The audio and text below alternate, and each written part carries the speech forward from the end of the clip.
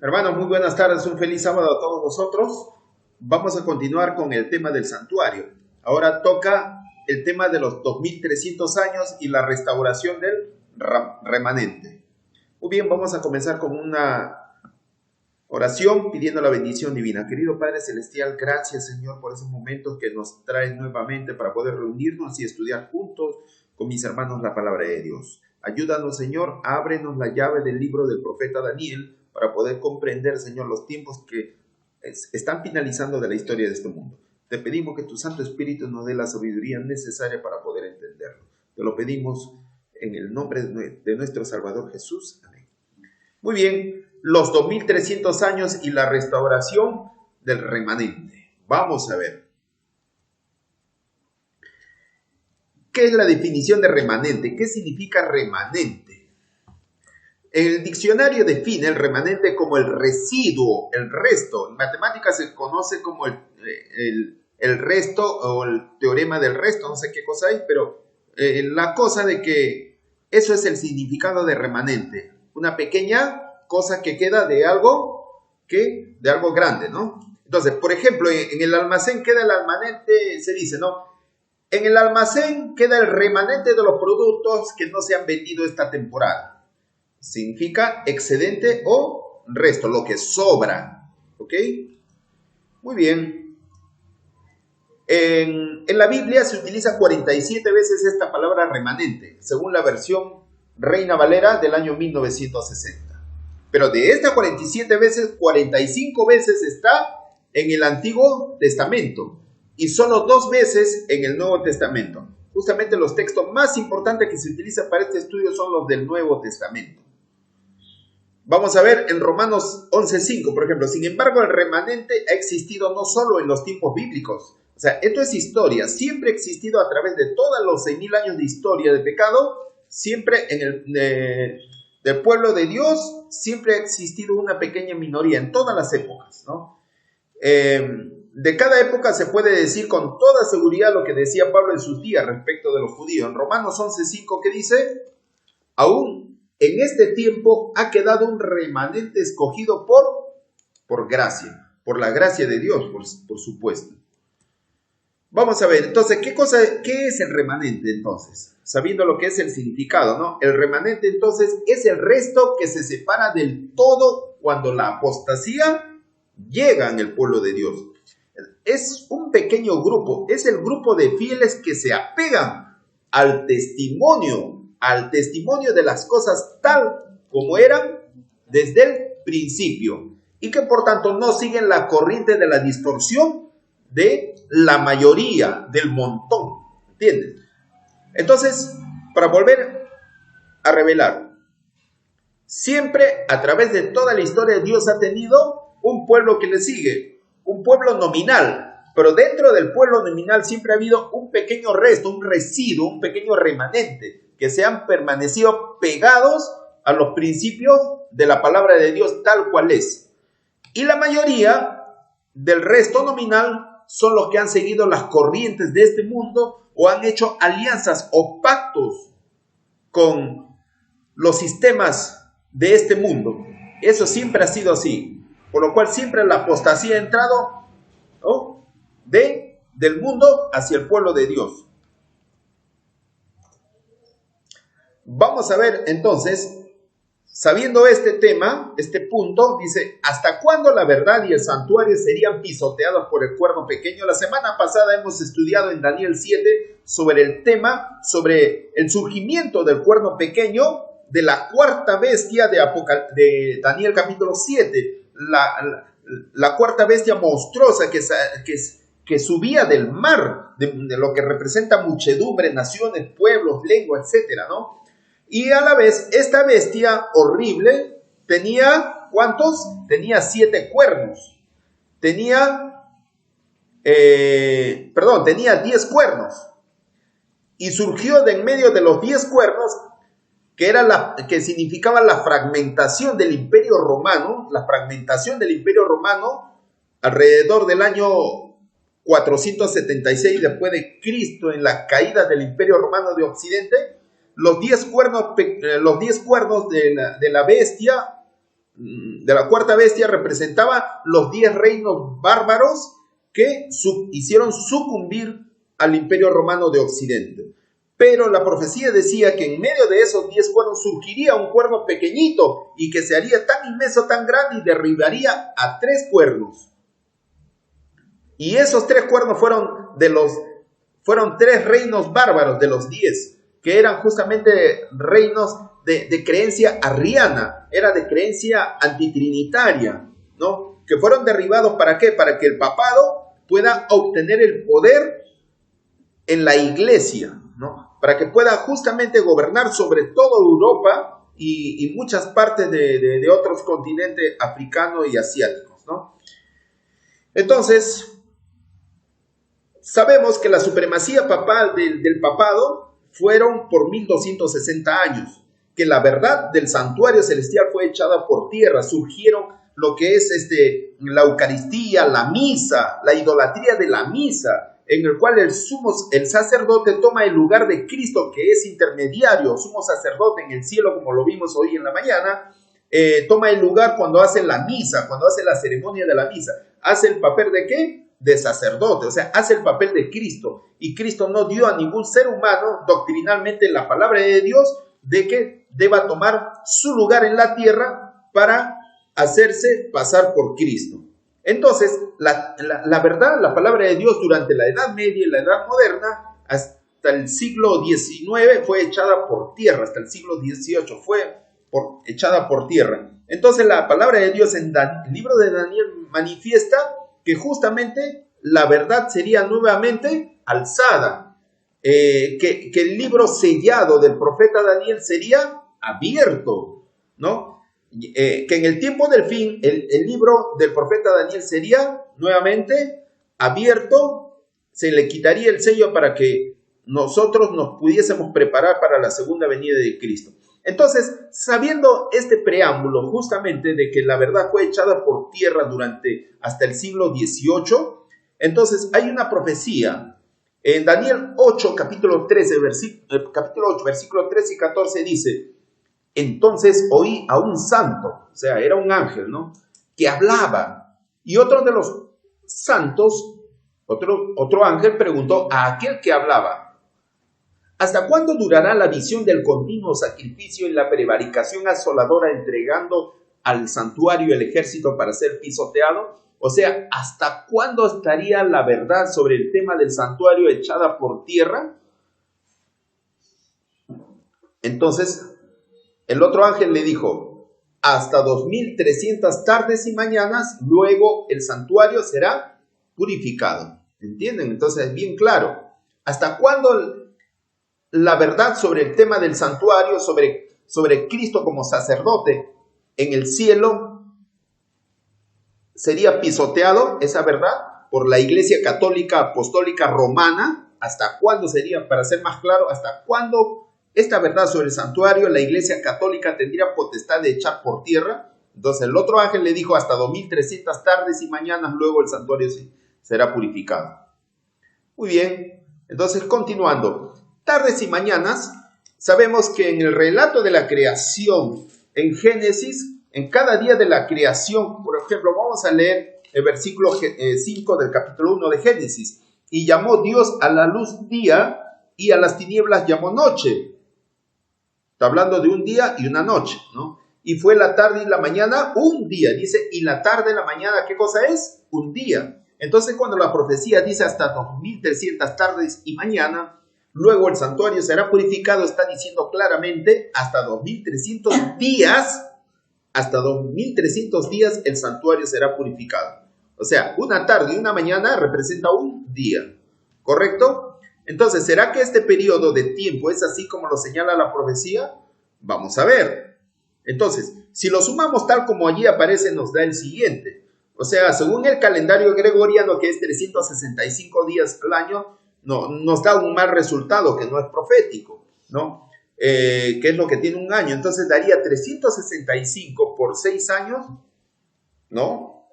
Da 2190 días, 3 meses, 20 días. Entonces, lo cual la profecía no es así, ¿no? Entonces, Pero como este periodo de 2300 días es una profecía, la situación cambia radicalmente. Para saberlo, tenemos que leer las dos citas bíblicas. Pero como vemos, Daniel 8:14 dice así de manera textual, clara en hebreo, 2300 tardes y mañana. O sea, no hay vuelta que dar a hacer matemática según el calendario gregoriano para tratar de cuestionar esa profecía. Ahí es bien clara, ahí no dice tantos meses, no, 2300 días de manera específica para que no quede dudas de esta profecía. Pero ¿serán 2300 días literales? Vamos a ver en profecía, ¿qué significa un día? Vamos a ver en Números 14:34. Conforme al número de los días, de los 40 días en que reconociste la tierra, llevaréis vuestras iniquidades 40 años, un año por cada día, y conoceréis mis castigos. Entonces, Israel, como había cometido abominaciones cuando había salido de la esclavitud egipcia, se portaron mal, tentaron a Dios, todo, cuando fueron los 12 espías, ¿no? A reconocer la tierra prometida y regresaron, los israelitas se rebelaron contra Dios diciendo de que no podían conquistar, etc. Entonces Dios les había dicho, bueno, 40 días están en el desierto, pues su castigo será que ya no entrará esta generación a la tierra prometida, por lo tanto andarán en el desierto acá errantes sin pasar a la tierra prometida 40 años, ¿no? Por tanto, un año por cada día es la sentencia. Entonces, así como estuvieron 40 días previamente en el desierto, entonces se iban a quedar 40 años. Dios lo dio un año por cada día. Y eso era el castigo. En Ezequiel 4:6 dice, cumplidos estos te acostarás sobre tu lado derecho segunda vez y llevarás la maldad de la casa de Judá 40 días. Día por año te lo he dado. Entonces, en profecía, un día es un año. Es así como este periodo de los 2300 días se nos ha convertido no en 6 años, 3 meses y 20 días, sino en 2300 años, claramente, muy claramente. O sea, la profecía, esta es la profecía más extensa de la Biblia, aparte de la profecía de los 6000 años de historia de pecado, pero también los 2300 años es la profecía más larga dentro de los 6000 años de historia de pecado, ¿ok? Para ser más claro. Entonces, ¿cuándo comenzarían y cómo estarían distribuidos los de 2300 años proféticos? ¿Cómo estarían?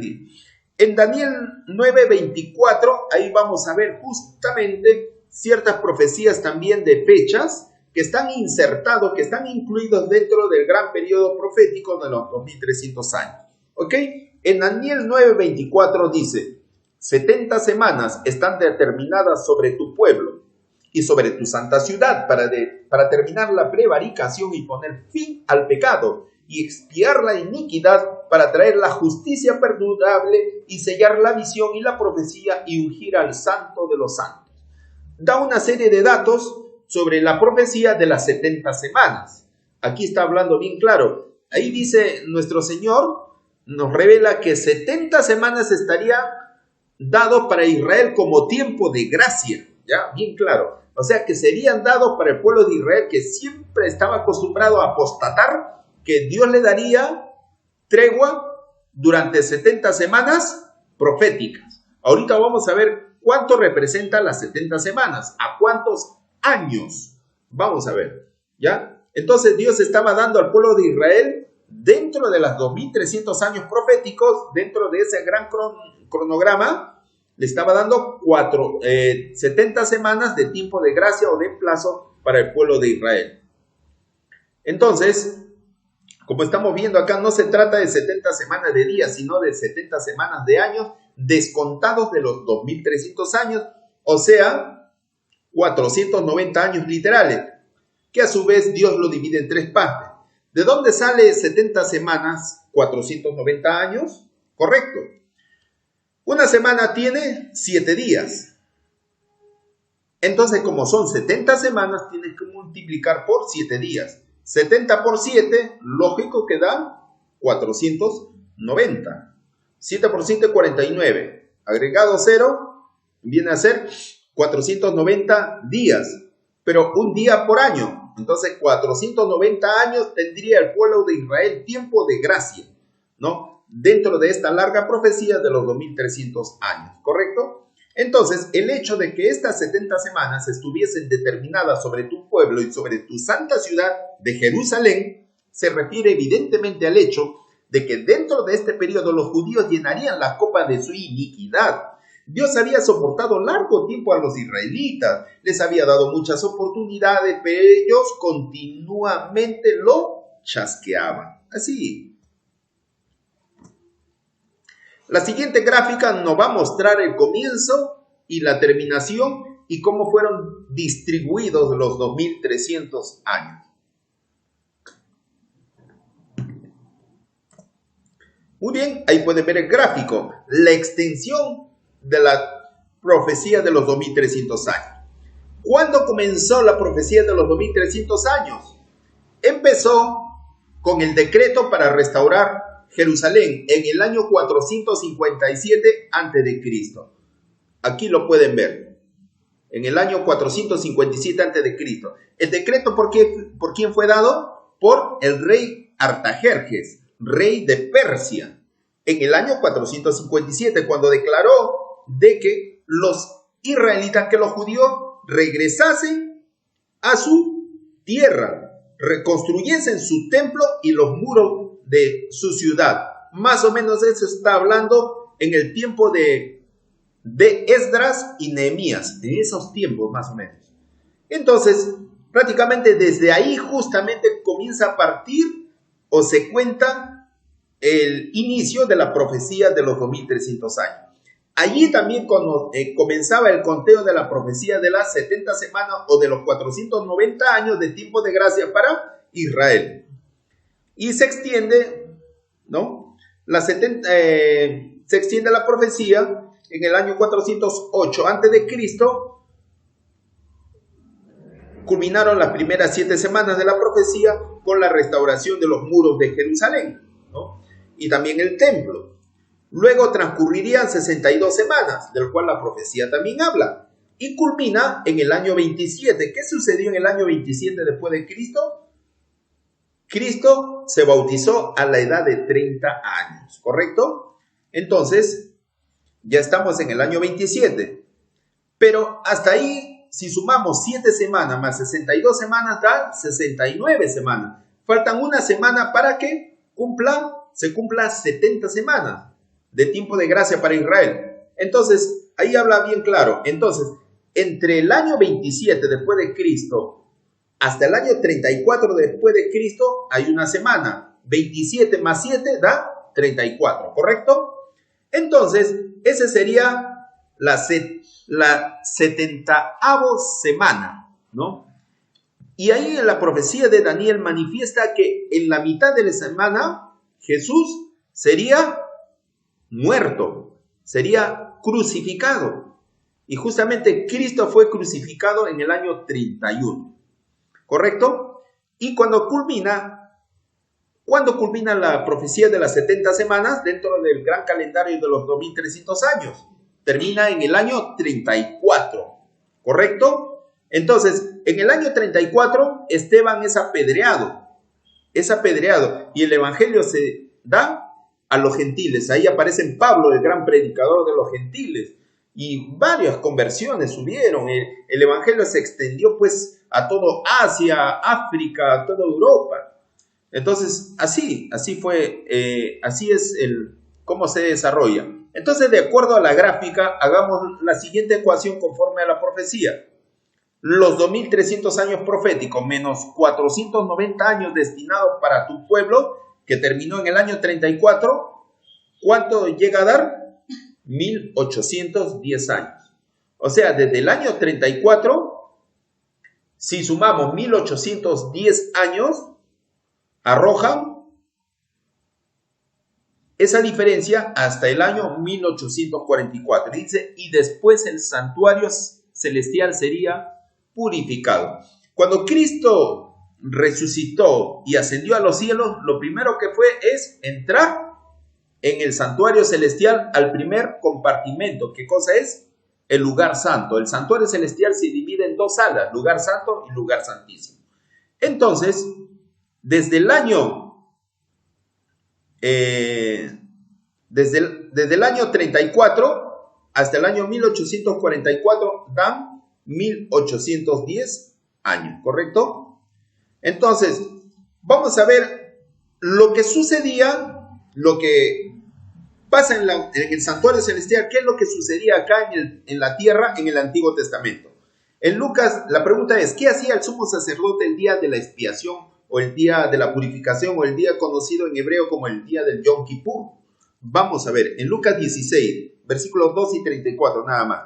Y Jehová dijo a Moisés, di a Aarón tu hermano, que no en todo tiempo entre en el santuario detrás del velo, o sea, que no entre en todo el tiempo en el lugar santísimo, delante del propiciatorio que está sobre el arca, para que no muera, porque yo apareceré en la nube sobre el propiciatorio, y esto tendré como estatuto perpetuo para hacer expiación una vez o un día al año por todos los pecados de Israel. El sacerdote debía entrar al lugar santo, a la primera sala, todos los días, ¿no? Para asperjar la sangre, ¿no? de los corderitos, ¿correcto? Pero no podía entrar a la segunda sala, el lugar santísimo, donde estaba el arca del pacto, con las dos tablas de piedra de la ley de Dios, de los 10 mandamientos. Estaba prohibido. Si entraba, moría. Entonces, al lugar santo entraba el sacerdote todos los días con la sangre de los sacrificios ofrecidos, pero al lugar santísimo el sumo sacerdote entraba una vez al año. Ahí pueden ver justamente el santuario, ¿no? En esta parte de aquí es el lugar santo, donde el sacerdote entraba todos los días, ¿correcto? Y este de acá es el lugar santísimo, donde estaba el arca del pacto, donde solamente entraba una vez al año para justamente para que sean borrados todos los pecados del pueblo de Israel, ¿correcto? Este es el lugar santo y ese es el lugar santísimo. Entonces, según el plan trazado por Dios, todos los que se arrepentían de algún pecado, ¿ya?, confesaban su pecado en la cabecita del corderito, ¿correcto? Al ser degollado el cordero a través de la sangre, su pecado era trasladado al interior del santuario, donde permanecía todo el año. Todos los días se hacían sacrificios de cordero y eso era trasladado al lugar santo, todos los días. Pero una vez al año, en el lugar santísimo tenía que hacerse la purificación, la extirpación del pecado. Entonces, eso se hacía justamente en la época de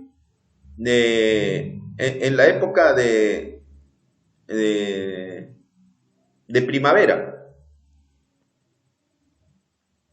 Entonces ahí vemos de que todos los días había confesión de pecados y se mataba un corderito. ¿Qué sucedió entonces al fin de los 2300 años en el santuario celestial? Sabiendo ahora de que eso se hacía en el lugar santísimo una vez al año, el día de la expiación en el pueblo de Israel. Vamos a leer Hebreos 9, 12 y 23. Dice: y no por sangre de machos cabríos ni de becerros, sino por su propia sangre de Jesús, entró una vez para siempre en el lugar santísimo, habiendo obtenido eterna redención. Entonces, ¿qué sucedió al fin de los 2300 días? Dice el apóstol Pablo que Jesús entró una vez para siempre en el lugar santísimo. Con eso nos está diciendo que no existe segundo tiempo de gracia, no existe nueva oportunidad, porque dice que Jesús entró una vez para siempre en el lugar santísimo. Y solamente en el lugar santísimo nuestro Señor Jesús, ¿qué cosa puede hacer? Puede hacer mediación ante Dios por el hombre. Entonces, cuando se cierre esa puerta del santuario, cuando culmine su oficio como sumo sacerdote, ya no va a haber más tiempo de gracia, ya no va a haber más segunda oportunidad, como que muchas iglesias protestantes están justamente mal enseñando, ¿no? Después de que Cristo hubo ofrecido su propia sangre en el Calvario y ascendido al cielo, entró dentro del velo o dentro de la cortina. Cuando Cristo ascendió al cielo, entró en el lugar santo. al primer compartimento para comenzar la primera fase de su ministerio celestial. Eso fue desde el año 31.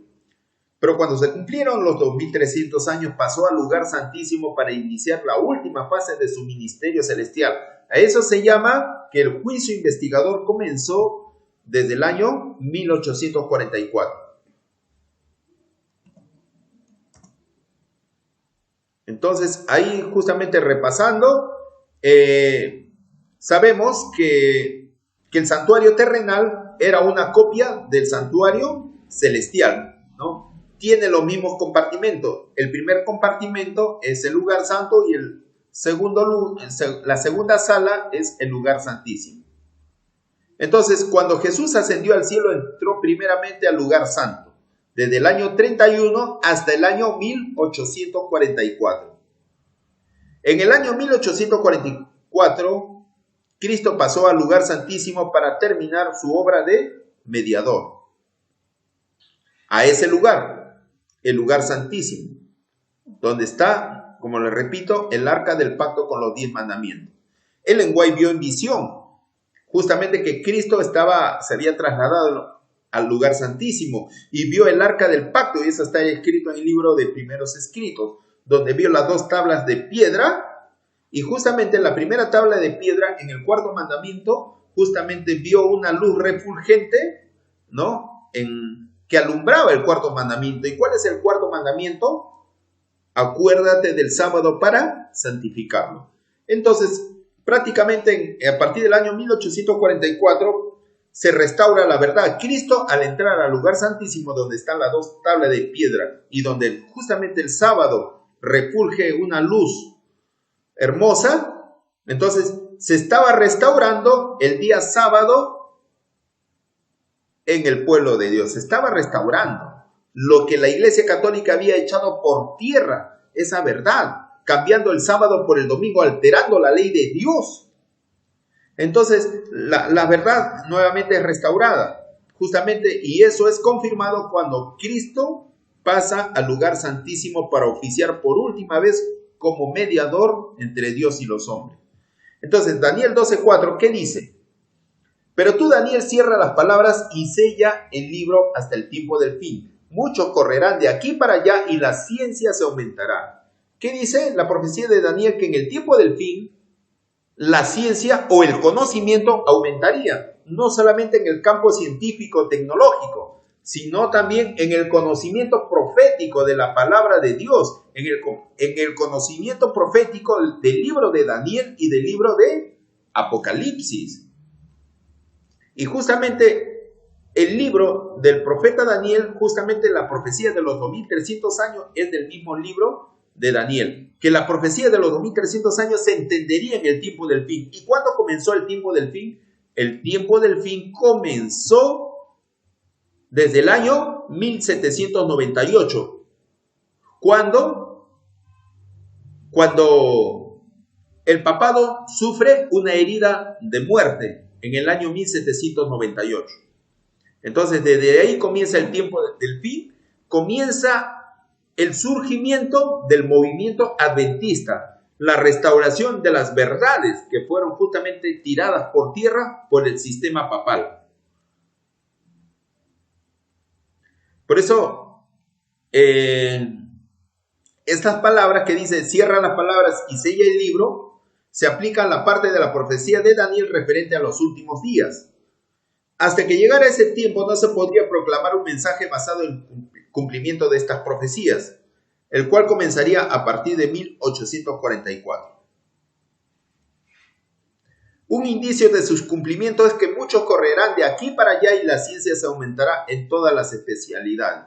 Como los vuelvo a repetir, que en el tiempo del fin, que comenzó desde el año 1798, comenzó también la ciencia en todos los niveles a aumentar. Pero como vemos, también han aumentado las desgracias también, ¿no? La robótica, la conquista del espacio, ¿no? La microbiología, ¿no? Todas esas cosas. Ahí ustedes están viendo. Todas estas cosas ahí están viendo, ¿no? justamente antes de la venida de Cristo, la comunicación por celular, satelital aumentaría, la conquista del espacio, la robótica, los viajes de un país a otro serían más rápidos, como el avión, el tren, etc. Y también el tema del control, ¿no? Mediante el very chip, ¿no? Todas esas cosas.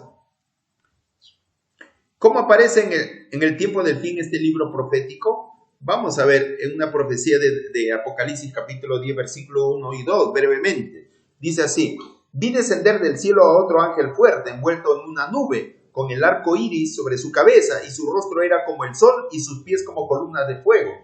Tenía en su mano un librito abierto, y puso su pie derecho sobre el mar, y otro pie izquierdo sobre la tierra, ahí como ven ustedes en la imagen, ¿no? Entonces, el hecho de que el ángel esté de pie sobre el mar y la tierra sugiere la proclamación mundial de su mensaje y también su poder y autoridad sobre el mundo. Mar y tierra. ¿Este mundo de qué está compuesto? De mar y tierra. Un pie sobre el mar y un pie sobre la tierra.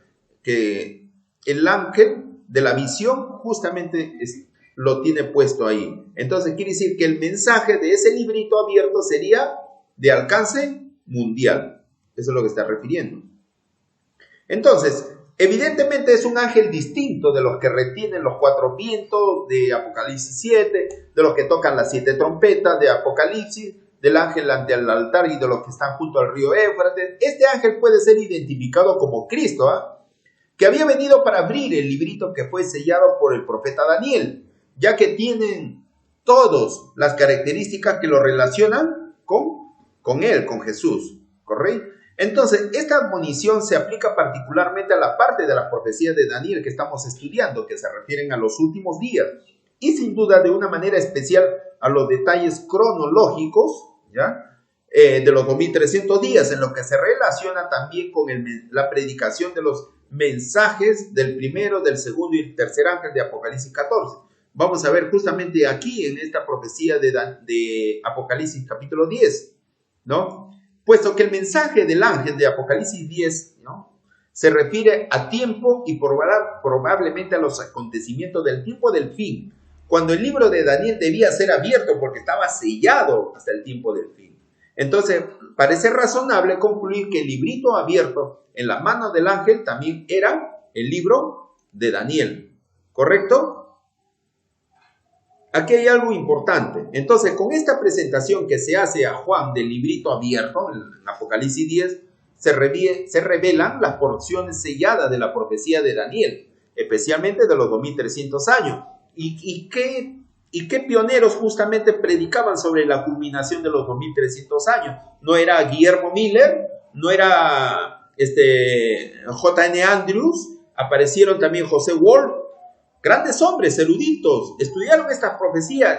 Fue la era del despertar adventista de nuestros pioneros, que salieron, se creó un movimiento que salieron de muchas iglesias evangélicas, protestantes, para conformar ese movimiento adventista, de que justamente los 2300 años ya se iban a terminar de cumplir en el año 1844. Entonces Dios, el Espíritu Santo, había despertado a estos hombres para que justamente estudiaran el libro de la profecía de Daniel, tal como lo estaba profetizado en el libro de Daniel capítulo 8, sobre los 2300 años. Entonces, el mensaje de los 3 ángeles justamente fue proclamado desde alrededores del año 1844.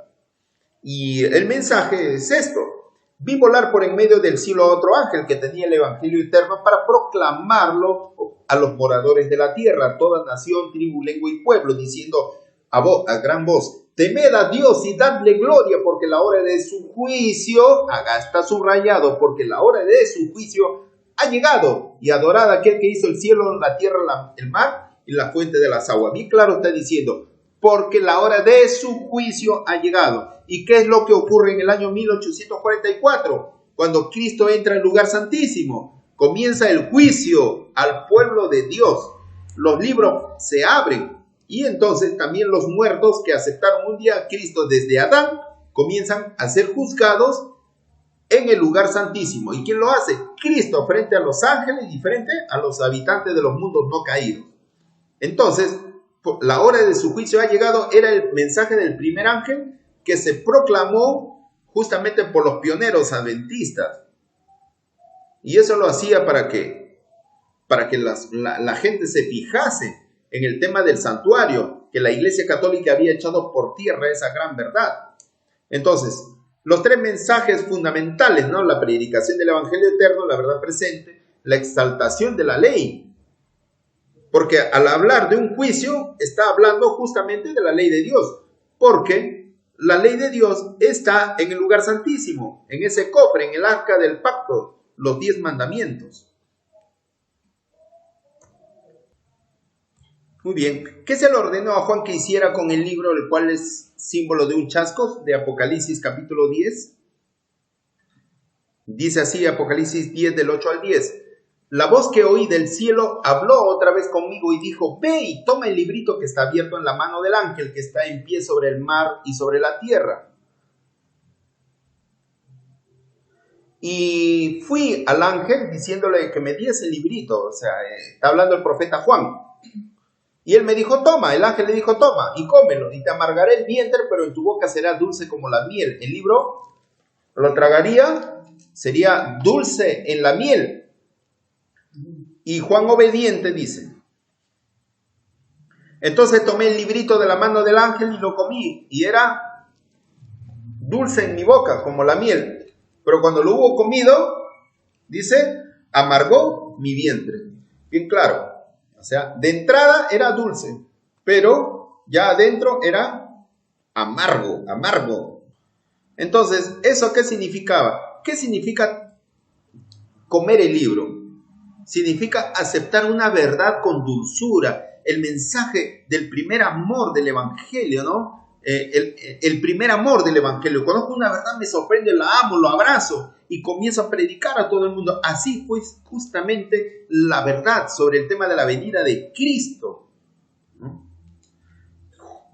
Fue dulce ese mensaje que muchos justamente estuvieron a la expectativa. Creían que Jesús iba a venir en 1844. Fue muy dulce esa expectativa. Pero tuvo que haber un chasco. ¿Qué se le encargó al remanente entonces que surgió del chasco con respecto a la verdad y el santuario pisoteado por el papado, por el cuerno pequeño? Apocalipsis 10:11. Y él me dijo: es necesario que profetices otra vez sobre muchos pueblos, naciones, lenguas y reyes. ¿Qué le dijo? Es necesario que profetices otra vez. Aunque comer el rollo le había producido amargura a Juan, el ángel le dice: es necesario que profetices otra vez. O sea, la amargura del libro en el vientre se refiere a un chasco que habían tenido. En el año 1844 habían entendido justamente solamente la interpretación, más no el culmino de la profecía de los 2300 años, sino más bien no entendían que Jesús había pasado del lugar santo al lugar santísimo. Entendían de que Cristo iba a venir por segunda vez en el año 1844 y que la purificación del santuario, creían que el santuario era todo el planeta Tierra y que la purificación que Jesús iba a hacer en el año 1844 se refería a la purificación con fuego, ¿no? Con fuego toda la tierra, ¿no? Entonces, ese fue el chasco porque malinterpretaron ese punto, ¿no? Era común pensar de que el santuario era toda la tierra, al igual como ahora es tan común pensar en todo el mundo que el día y la hora nadie lo sabe. Entonces, así es. Entonces, eso es lo que había sucedido. A Juan, como representante de los creyentes adventistas, después del chasco se le impone la obligación de proclamar un mensaje adicional más amplio. Aún queda por hacer una gran obra. Deben salir a proclamar el mensaje del tercer ángel. Ese mensaje es importante también. El mensaje de Apocalipsis, del cuarto ángel. ¿Qué cosa es? De Apocalipsis 18, ¿no? En Apocalipsis 18 hay un mensaje del cuarto ángel que también es parte de de lo que el ángel o Jesús le ordenó a Juan. Es necesario que profetices otra vez sobre muchos pueblos, naciones, lenguas y reyes. Acá hago un punto importante. Cuando dice profetices, quiere decir que estudiar y proclamar profecías. Acá no dice que los sermones tienen que ser baratijas de amor, paz, sentimental, tu testimonio, llora, etc. No. Acá el mensaje no es de amor y paz. Acá el mensaje es profetices. O sea, que se estudie con gran interés, que el pueblo de Dios estudie y proclame con gran interés las profecías de Daniel y Apocalipsis. Entonces, a medida que los creyentes adventistas comprendían el pleno significado del mensaje del tercer ángel, se dieron cuenta más y más que era un mensaje para el mundo que tenía que ser llevado a muchos pueblos, naciones, lenguas y reyes. Y eso es lo que se debe de hacer correctamente. Entonces, esta convicción ha dado como resultado uno de los programas más extensos de evangelización mundial que haya visto en la historia cristiana, a medida que los adventistas del séptimo día se han proclamado a toda nación, tribu, lengua y pueblo. El mensaje les fue dado. Ahora, este mensaje se está dando a través de ministerios de sostén propio, ministerios independientes. Lo está haciendo, por ejemplo, el ministerio del cuarto ángel del hermano Víctor Sanvicen, como también hay otros. No se puede rebajar el mérito que ha hecho también otros ministerios, como el Evangelio Eterno, el ministerio Amas sin Fax. Hay muchos que colaboran también con ese verdadero ministerio de llevar el mensaje de los tres ángeles a todo el mundo. Pero también es importante el mensaje del cuarto ángel, que lo hace el ministerio del cuarto ángel. Entonces, este evangelio debe ser dado, como dice Apocalipsis capítulo 10, a todo pueblo, naciones, lenguas y reyes, ¿correcto? Entonces, la pregunta que nos hacemos hoy es, ¿qué debo de hacer? Retener mi fe en el Señor,